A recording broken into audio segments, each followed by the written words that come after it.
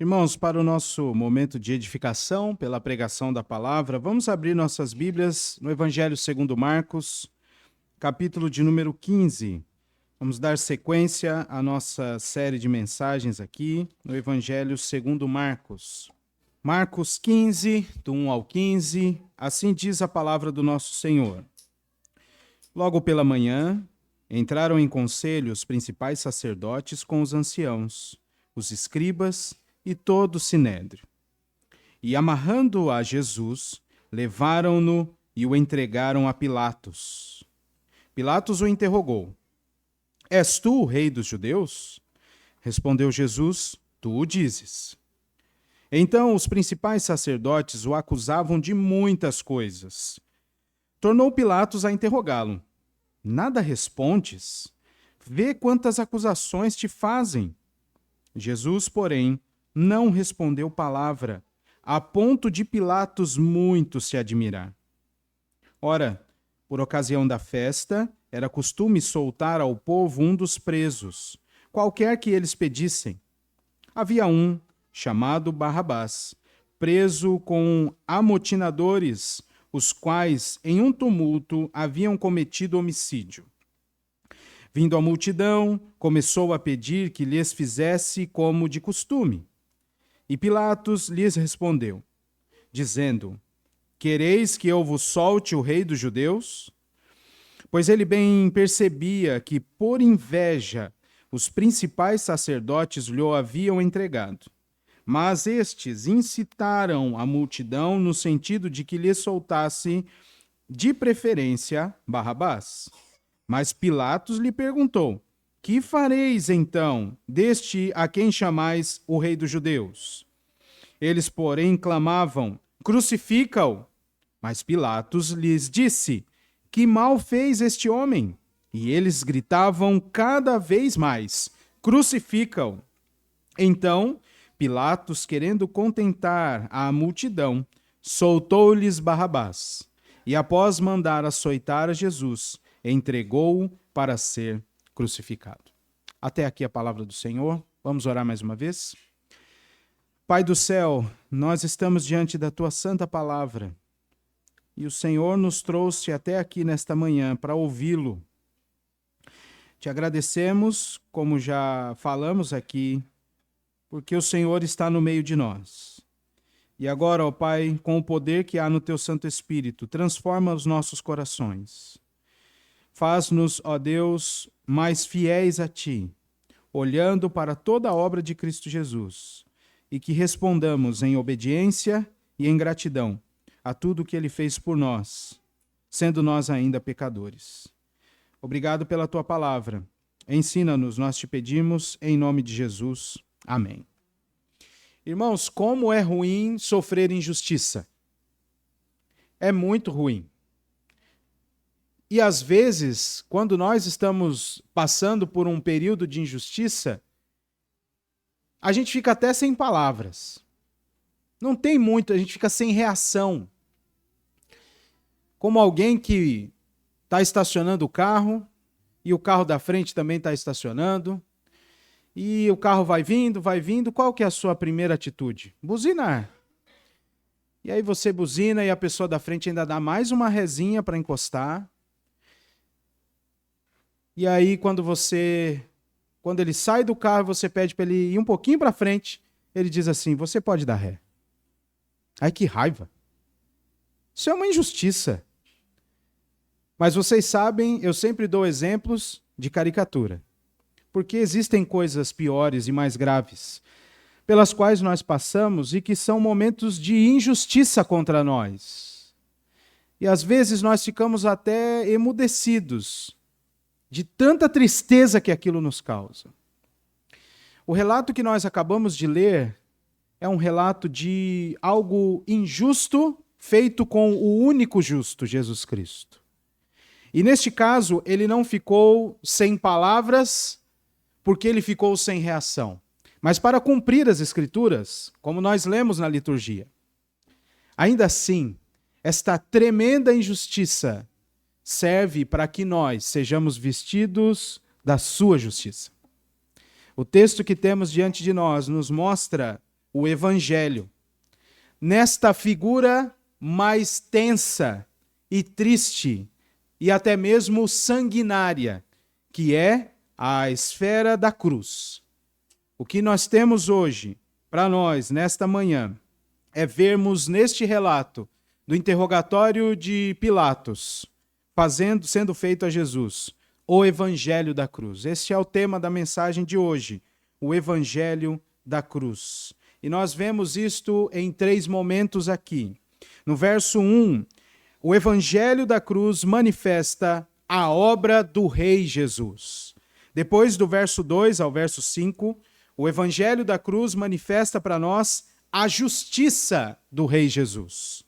E por fim, do verso 6 ao verso 15, o Evangelho da cruz manifesta que é possível ter vida por meio do Rei Jesus. A obra do Rei Jesus, a justiça do Rei Jesus e vida por intermédio do Rei Jesus. Vamos ao texto e observar aqui todas as coisas que estão acontecendo. É importante que você se lembre, nós demos um salto aqui no capítulo 14, até por conta do período da Páscoa. Mas volte os seus olhos para o finzinho do capítulo 14. Nossa última exposição aqui dominical foi baseada no trecho que vai do verso 32 ao verso 42 do capítulo 14. Foi aqui que nós paramos. Mas veja que depois de Jesus sofrer aquela aflição, ele é preso porque, de fato, o traidor estava ali. Judas bem sabia que Jesus frequentemente ia ao jardim do Getsêmani, diz um dos evangelhos, e então ele vai para lá e leva aquela turba para espancar Jesus e prendê-lo. Depois, Jesus é entregue ao Sinédrio, porque foram eles que planejaram a morte de Jesus e que ela fosse feita à traição. Então, do versículo 53 em diante, você tem Jesus perante o Sinédrio. E eles, os principais, estes mesmos que nós lemos aqui no início do capítulo 15, levantaram muitas testemunhas falsas contra Jesus e o acusaram de muitas inverdades, até que, em determinado momento, o Senhor Jesus, como profeta, anuncia a palavra de Deus diante do Sinédrio. E isso é para eles um grande motivo de escândalo. Veja o versículo de número 62 do capítulo 14. Jesus respondeu a eles, ao questionamento que era feito no Sinédrio: Eu sou o Cristo, e vereis o Filho do Homem assentado à direita do Todo-Poderoso, vindo com as nuvens do céu. Então o sumo sacerdote rasgou as vestes e disse: Que mais necessidade temos de testemunhas? Que vos parece? Verso 64. E todos julgaram réu de morte. Depois de cuspirem em Jesus, cobriram o rosto de Jesus, bateram muito em Jesus e então o entregaram a Pilatos.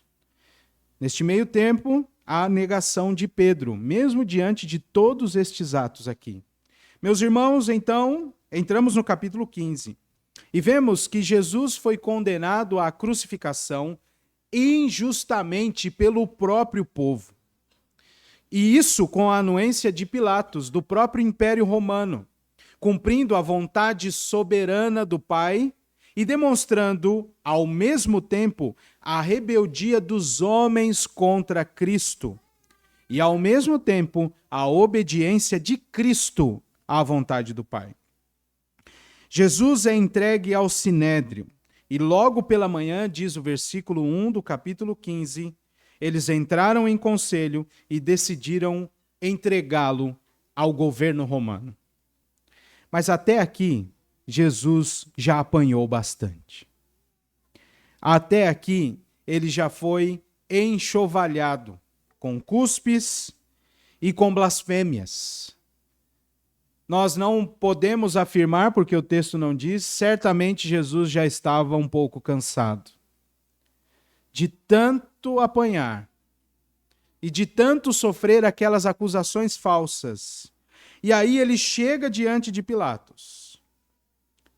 E Pilatos pergunta: és o rei dos judeus? E ele responde: é você quem está dizendo. Tu o dizes. E da própria boca daquele homem sai a confissão de que Jesus era o rei dos judeus. Não é à toa, e nós não passaremos por aqui hoje, que Pilatos coloca uma inscrição acima da cabeça de Jesus na cruz. Este é o rei dos judeus. A partir deste momento, Pilatos trabalha com esta realidade. Ele está diante do rei dos judeus. Se você faz uma busca rápida no YouTube desta pregação, em inglês e em português, a maior parte dos temas vai trazer Jesus perante Pilatos. Mas tem um pregador que foi muito sagaz, e não é o Rafael, perdão pela brincadeira. Mas ele foi muito sagaz, que é o pastor John MacArthur. E o tema da mensagem dele é Pilatos perante Jesus. Isso faz toda a diferença. E, de fato, ele está diante do rei dos judeus. Meus irmãos, grandes injustiças são cometidas pelos homens, principalmente quando eles vivem guiados pela própria vontade, à parte de Deus. São inúmeros os exemplos na história em que, com o objetivo de fazer o bem, muitas pessoas sofrem. Muitas injustiças e tristezas e mortes são causadas. Os homens achando que estão fazendo uma maravilha, mas estão, na verdade, destruindo vidas. A autonomia, a arrogância e a insensibilidade são as principais características de um coração sem Deus. A loucura do ímpio só é transformada pela ação do Espírito Santo, que conforma este coração à vontade soberana do Pai. No entanto, o que nós temos aprendido aqui no Evangelho de Marcos é que só é possível salvação àqueles que foram substituídos por Cristo nesta obra da morte e unidos a Cristo em sua ressurreição e em sua glorificação. Se nós não estivermos contados entre estes, nós não seremos salvos. Se nós não estivermos contados a estes que estão unidos a Cristo, vestidos da sua justiça, nós viveremos segundo a nossa própria cabeça e tentando exercer a nossa própria justiça e causaremos muitas injustiças. Por isso que o Evangelho é caracterizado pela obra da cruz. Veja que neste texto, estes homens do Sinédrio, no versículo de número 1, estão fazendo algo terrível com Jesus. E então decidem amarrar Jesus e entregá-lo ao Império Romano. Como o Senhor Jesus já tinha afirmado algumas vezes aos seus discípulos, nas mãos dos gentios. O Messias prometido que veio, agora está passando por tudo isso. Mas, meus irmãos, ele está segundo a vontade do Pai. A obra de Cristo é uma obra de obediência à vontade do Pai. Nós olhamos para esses relatos e vemos, Senhor, como Jesus sofreu. E de fato ele sofreu.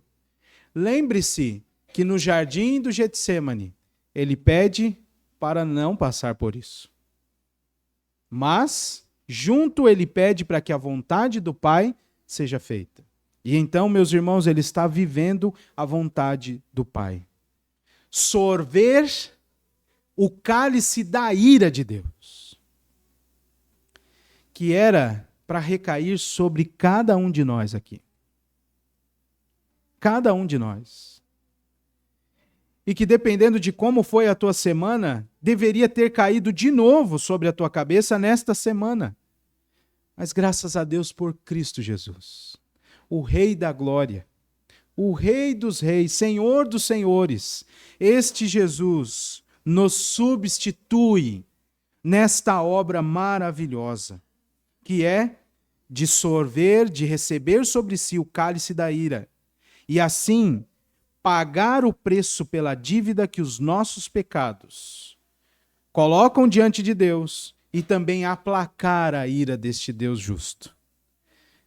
Cristo não está aqui simplesmente pela vontade dos homens, mas está pela vontade do Pai. E esta justiça de Cristo fica clara aqui no relato do próprio Pilatos. Veja que a partir do versículo de número 2, nós vemos esta justiça de Cristo sendo ressaltada. Pilatos recebe Jesus no pretório, e este Pilatos tinha algumas características bem peculiares que foram desmontadas pela presença de Jesus diante dele. Pilatos é relatado no texto de Lucas, capítulo 23, e também em alguns registros históricos, sendo um homem inflexível, cruel e orgulhoso. Um homem terrível, que não parece tão terrível nesse relato aqui. Não pelo fato de que ele foi atraído pelas palavras de Cristo. Pelo contrário, porque este homem que era reconhecido por sua inflexibilidade estava tentando dar um jeito para agradar o povo. Este Pilatos recebe Jesus e pergunta: és tu o rei dos judeus? E Jesus não o contradiz, pelo contrário, pega da própria profissão, não de fé, mas desta declaração de Pilatos como sendo verdade. Tu o dizes. E aí, os principais sacerdotes o acusavam de muitas coisas. Aqui vale a pena, irmãos, nós nos relembrarmos de algumas questões importantes acerca desta transição do poder religioso para o poder do Estado, neste tempo aqui nas Escrituras. Porque os judeus tinham a sua lei e eram autorizados até pelo Império Romano a exercerem a sua lei, a lei de Deus, que muitas vezes trazia a pena de morte às pessoas, por apedrejamento, seja lá o que for. Mas, seguindo a lei de Deus, era possível realizar a pena de morte. E o que Pilatos faz com eles, em outro evangelho é registrado. Ele diz: levem-o com vocês. Cuidem dele segundo a lei de vocês. Mas por que Pilatos ficou com Jesus aqui? Porque aqueles homens que deveriam ser os pastores de Israel estavam enganando a todo o povo e enganando também o Império Romano, fazendo acusações de Jesus sendo um homem rebelde contra o Império Romano, alguém que queria suscitar um outro reinado, a parte do de César, e queria também transtornar toda aquela província de Israel. Era por isso que eles entregaram ao Império Romano, como um rebelde, como alguém que era um agitador da cidade, que iria perverter a paz daquela cidade. E, mais do que isso, chamava sobre si o desejo de ser rei em lugar de César. É por isso que Pilatos ficou com ele. Até porque, meus irmãos, o contexto nos mostra, e o próprio texto vai nos dizer, que Jesus era um homem pacífico. Note que o próprio Pilatos não viu nada de errado ali. Mas a postura de Jesus, como ovelha muda perante os seus tosqueadores, para cumprimento da profecia de Isaías 53, está diante de Pilatos, mudo, sem responder nenhuma palavra. Do verso 3 ao verso 5, nós vemos que toda esta atitude, e enquanto os principais do Sinédrio estavam acusando Jesus, Jesus calado. E isso chamou muita atenção de Pilatos. Veja o versículo de número 5. Jesus não respondeu palavra, a ponto de Pilatos muito se admirar. É um julgamento que está acontecendo. E o acusado sequer se defende. Ele está calado. E isso chama a atenção daquele governador da província de Jerusalém. Veja que interessante, agora Jesus está nas mãos do Império Romano, nas mãos de gentios. Portanto, a obra da cruz, ou o evangelho da cruz, é marcado por esta postura do Rei Jesus, do Messias, que é uma obra marcada por obediência à vontade do Pai. e que demonstra a justiça deste rei. E além disso, meus irmãos, o Evangelho da Cruz é marcado por esta obra de substituição dos pecadores, morrendo no lugar de muitos. A partir então do versículo 6 até o fim, nós vemos que é possível ter vida através deste Rei Jesus, que tem esta obra maravilhosa e uma justiça própria, que nenhum de nós tem. Veja aqui a partir do versículo 6. Há uma anotação aqui contextual. Eles estão vivendo a festa da Páscoa. E era costume do Império Romano, do seu governador, e Pilatos ficou bastante tempo governando aquela região. Era costume libertar um preso. Você imagina uma festa dessa? E era costume dos judeus. Essa anotação aqui é muito estranha, porque a festa da Páscoa não tem nada a ver com isso. E de alguma maneira, o Império Romano vê naquela festa um momento de dar alguma acalmada neles, para preservar a paz da província. Uma vez que aquela festa era muito identitária, era deles, própria do povo deles. Alguma coisa poderia acontecer a qualquer momento. E então, para aplacar aquilo ali e deixar tudo em paz, havia festa, uma festa dos gentios também. Um preso era solto. E aqui é que a coisa vai ficando ainda mais próxima do Evangelho nesse relato. Veja que Barrabás era um homem que estava preso, juntamente com outros dois, e Jesus passou a figurar entre os pecadores naquele dia.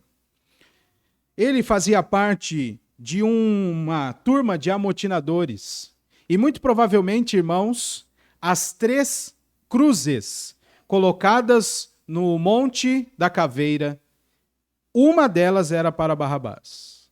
Outras 2 para aqueles 2 que foram levados para Jesus. Faça as contas. E o resultado será esse. 3 cruzes colocadas. Só que um dos 3 presos é liberto. E outro assume o seu lugar. Veja que interessante a condução do Senhor Deus para que nós vejamos a substituição de Cristo. Um justo em lugar de um injusto. Um justo em lugar de um injusto. Vindo a multidão, começou a pedir, diz o versículo de número 8, que o costume do Império Romano fosse cumprido. Queremos nos divertir com a libertação de um dos prisioneiros. E aqui, meus irmãos, a segunda frase de Pilatos é pior que a primeira, eu acho. Porque a primeira é, és tu o rei dos judeus? Mas a segunda é pior. Veja só o versículo de número 9. Ele fala, vocês querem que eu solte o rei dos judeus? E aí eles vão dizendo, queremos que ele seja crucificado. E o versículo de número 11 vai mostrar, vocês querem que solte a Barrabás. Mas tudo isso por causa dos principais do Sinédrio, que estavam incitando a multidão a gritar por Barrabás. E então, Pilatos vai dar a frase que eu disse que é pior do que a primeira. Versículo de número 14, irmãos. Que mal ele fez. Se nós compusermos este quadro com o relato dos outros evangelhos, nós veremos que ficou claro para Pilatos que ele não tinha pecado algum. E nem mesmo tinha evocado sobre si esta necessidade de ser o rei contra César.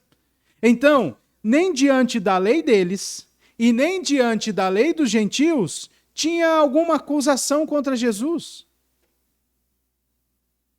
Mas é neste ponto que a injustiça toma o seu clímax. Porque um homem que deveria exercer a justiça, em troca de agradar outros homens, entrega um justo para ser morto em lugar de um injusto. nós estamos às voltas com estes exemplos. Não só aqui no nosso país, muitas injustiças acontecem, mas em outros tantos lugares. Às vezes, dentro da nossa própria casa, nós nos achamos injustiçados, porque a nossa vontade não foi feita ou porque nós não fomos reconhecidos na nossa atitude. Isso está às nossas voltas sempre. Mas em nada as nossas injustiças, as que praticamos ou as que sofremos, vão se parecer com aquilo que Cristo sofreu. Igualmente, outros exemplos das Escrituras. Jesus Cristo agora vai ser acusado injustamente pelo seu próprio povo. É por isso que no nosso credo, nas nossas fórmulas de fé mais iniciais, nós dizemos que cremos em Jesus Cristo, o único Filho de Deus, que padeceu sob o poder de Pôncio Pilatos.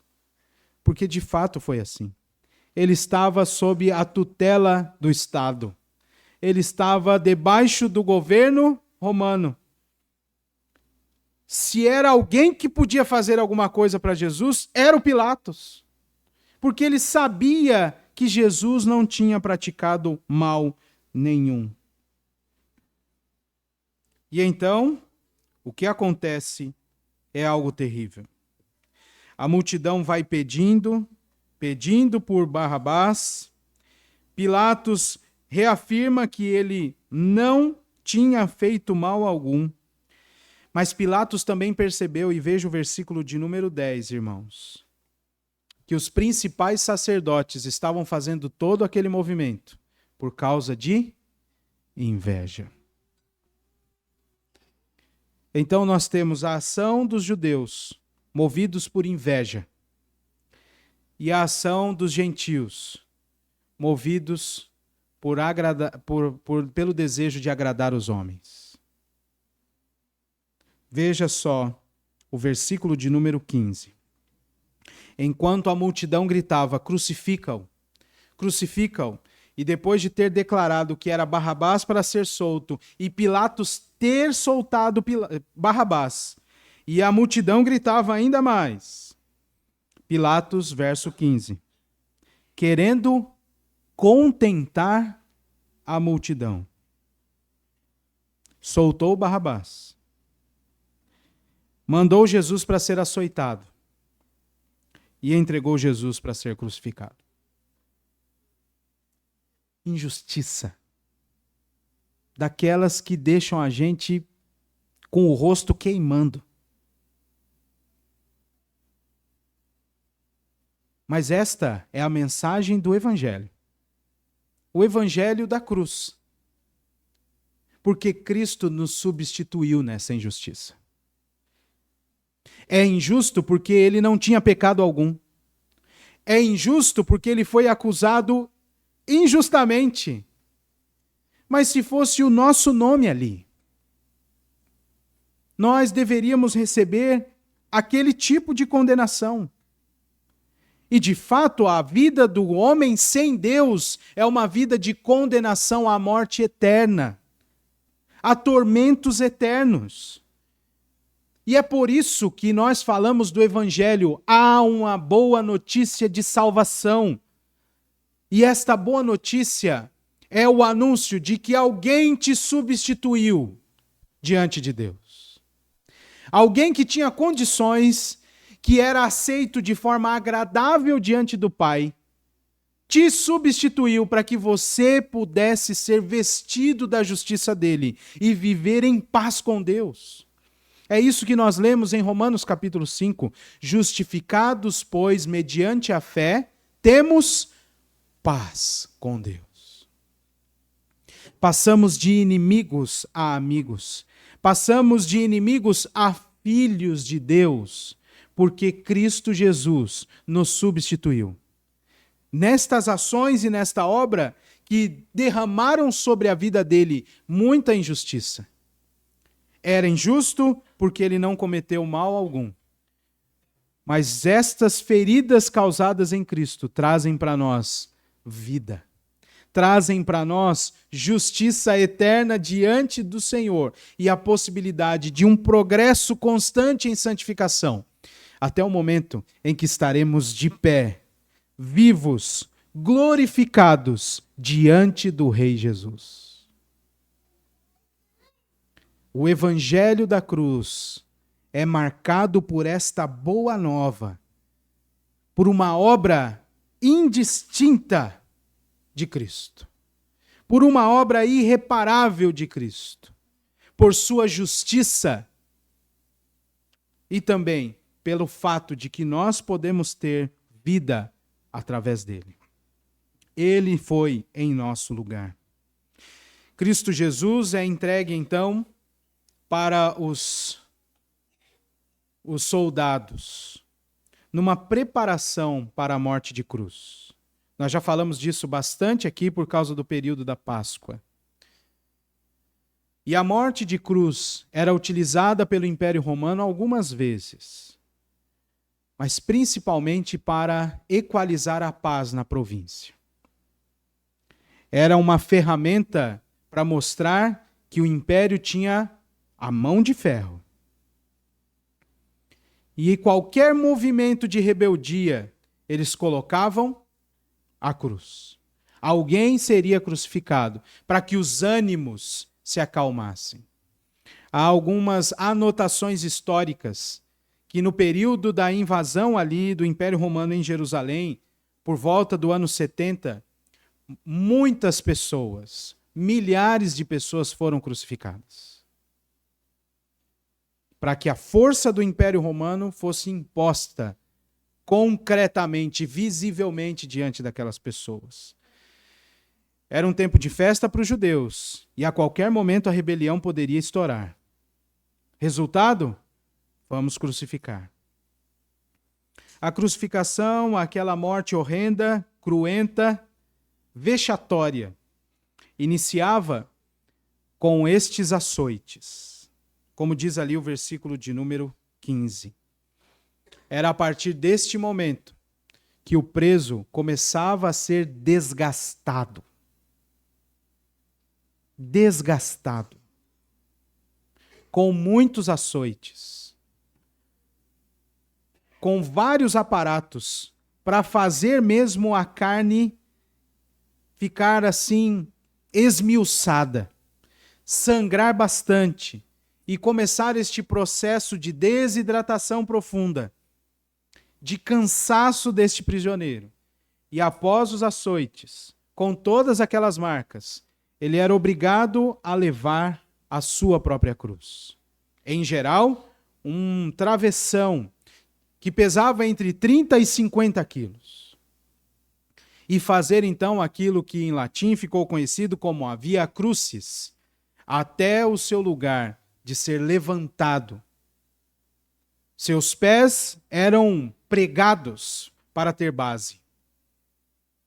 Às vezes, as mãos eram amarradas ou pregadas também. E no caso de Cristo, ele foi pregado. E ali ele era deixado ao próprio peso, até parar de respirar. E em alguns casos, como aconteceu com os outros dois, a base de sustentação era desfeita, isto é, as pernas eram quebradas, para que o peso aumentasse e a morte fosse ainda mais rápida. Muito sofrimento. Muito sofrimento. E era um sofrimento segundo a vontade de Deus, porque era um sofrimento substitutivo.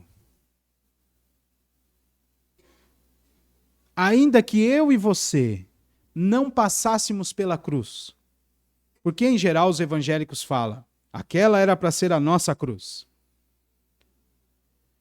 Se nós não formos salvos por esta obra substitutiva de Cristo, nós amargaremos sofrimentos eternos, que nem se comparam ao sofrimento da cruz. Você já imaginou?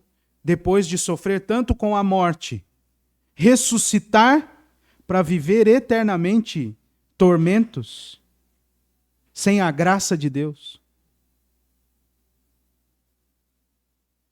Nenhum outro sofrimento se compara a isso. Mas porque Cristo sofreu estas coisas e substituiu o povo, sorvendo o cálice da ira de Deus, é possível que muitos que creem nele vivam eternamente, sem mancha nenhuma do pecado, sem sofrimento nenhum, de tal maneira que até as lágrimas deste povo serão enxutas. Isto é o Evangelho. A boa notícia de salvação. Mas não apenas uma mensagem para dizer que você tem que mudar de comportamento, que tem coisa que Deus não gosta, que você tem que largar alguns vícios. A obra do Evangelho e a notícia do Evangelho é muito mais do que isso.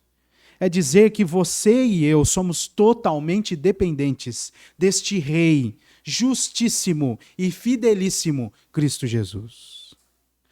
Sem Ele, nós não somos nada.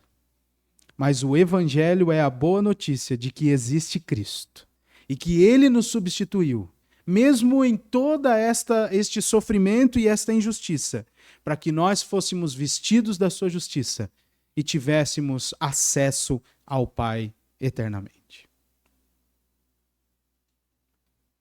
A cruz é um escândalo por causa disso. Pelo próprio processo de crucificação, é algo escandaloso. Mas é escandaloso para os homens saber que o único jeito de ser salvo é não fazendo nada. É não ter mérito próprio algum. Mas sim crer em Cristo, que fez tudo agradável a Deus. Então, vamos pensar em duas coisas aqui. Só duas. Só anda falando que eu tenho sempre 3 aplicações. Hoje eu tenho 2. A primeira delas, irmãos, é que olhando para o Evangelho da cruz, você precisa se arrepender da sua rebeldia. Nós somos muito rebeldes. Mesmo não gritando pela crucificação de Jesus, muitas vezes nós negamos Cristo em nosso coração. O autor aos Hebreus diz no capítulo 6, algo mais grave sobre o apóstata. E ele diz que o apóstata crucifica para si mesmo Cristo novamente. Mas se não é a misericórdia de Deus no povo dele, nós fazemos isso muitas vezes. Quando tentamos achar motivos de salvação segundo o nosso próprio braço. Quando nós negligenciamos o ensino da palavra de Deus e fazemos as coisas segundo a nossa própria vontade. Quando nós deixamos de viver para Deus e queremos agradar os outros. Todas estas negações são a obra de Cristo, irmãos. Ou são contrárias à obra de Cristo. Então, nós precisamos imediatamente e todos os dias nos arrepender da nossa rebeldia. O que Cristo sofreu em nosso lugar foi duríssimo. Nós não aguentaríamos. Há registros históricos de que na sessão de açoites, o prisioneiro já morre. Não consegue ir adiante. Muitos de nós não aguentaria. Mas, graças a Deus por Cristo Jesus e pelo Evangelho, porque vez após vez nós podemos voltar envergonhados, sujos, mas guiados pelo Espírito Santo a dizer: Senhor, perdoa. Tem misericórdia de mim, pecador. E temos a certeza de que Deus nos perdoa. Você precisa se arrepender. E a segunda coisa, agradeça por receber sobre si a justiça de Cristo. Toda vez que você tem paz, depois de um período de pecado contra o Senhor, toda vez que você recebe uma boa notícia de algo que você estava esperando e que você orou a Deus e recebeu, toda vez que Deus fala ao teu coração pela leitura da palavra, toda vez que você se emociona por sentir a presença de Deus, todas estas ocasiões são mostras de que você é salvo, porque tem o Espírito Santo em você. Isso só é possível porque Deus derramou sobre você a justiça de Cristo. Agradeça. Seja grato pelo teu Salvador. Seja grato porque em algum momento o Espírito Santo de Deus habitou o teu coração e você pôde ouvir o Evangelho de Cristo. Crer com o coração e declarar com a boca que Jesus Cristo é o Senhor, para a glória de Deus Pai. O Evangelho da cruz, a obra de Cristo, nos ensina, meus irmãos, que o Rei Jesus tem esta obra justa e que é possível ter vida por intermédio dele. Vamos terminar lendo 1 Coríntios capítulo 1, a partir do versículo 22.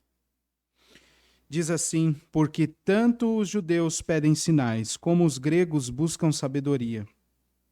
Mas nós pregamos a Cristo crucificado, escândalo para os judeus, loucura para os gentios.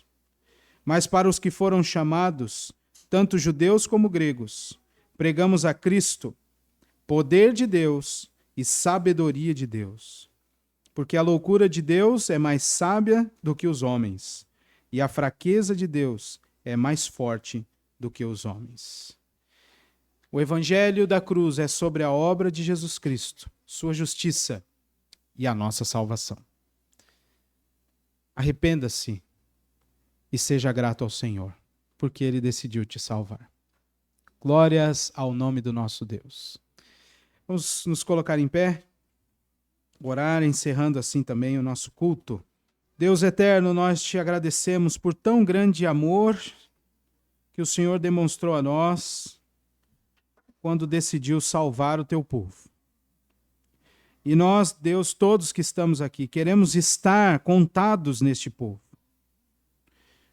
Pedimos a Ti que o Senhor nos perdoe e que o Senhor nos vista da justiça do Teu unigênito Filho Jesus Cristo. Perdoa, Deus, nossos pecados, nossas iniquidades, nossas ofensas contra Ti, nossa negligência, ó Deus, para com a Tua palavra. E dá a nós, ó Deus, da Tua graça e da Tua misericórdia, para que sejamos mais gratos a Ti, nos mínimos detalhes da nossa vida, porque a Tua obra realizada em Cristo Jesus nos dá bênçãos aqui nesta vida e no porvir também, mas que tenhamos o entendimento de que todas as bênçãos que o Senhor derrama sobre nós, Teu povo, só vêm a nós porque Cristo Jesus nos substituiu. Um justo pelos injustos, salvando-nos quando nós ainda éramos pecadores, mas dando-nos vida na sua ressurreição. Te louvamos por poder fazer parte deste povo e te pedimos que o Senhor nos mantenha sempre firmes para que nos sejamos encontrados por Ti sempre fiéis.